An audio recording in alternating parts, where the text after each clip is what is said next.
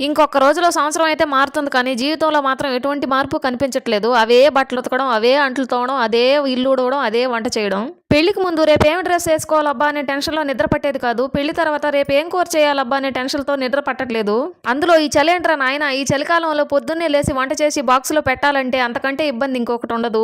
తెల్లవారుజామున నిద్ర లేద్దామని 'అతడు' సినిమాలో బ్రహ్మాజీ గారు చెప్పినట్టు వీరమ్మ చెరువు దగ్గర 4 సుమోలుంటాయి. గట్టు దాటుతుంటే వేసేస్తాం. లక్కీగా దాటాడే అనుకో చుక్కలగుంట దగ్గర ఇంకొక 3 సుమోలుంటాయి. ఒకవేళ అక్కడ కూడా మిస్ అయ్యాడు అనుకో సరివితోపు చివర్లో ఈసారి 5 సుమోలుంటాయి. అన్ని బళ్ళెందుకురా బుజ్జే పెళ్లికిగాని వెళ్తున్నావా అన్నట్టు పొద్దున్న 4:30కి అలారం పెడతా. దానికి లేవకపోతే 5కు పెడతా. దానికి కూడా లేవకపోతే 5:30కి పెడతా. కానీ లేచేది మాత్రం 6:30కే.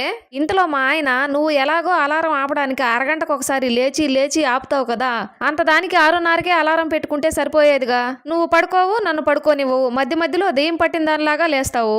ఈసారి అలారం అన్నిసార్లు మోగిందనుకో ఫోన్ తీసి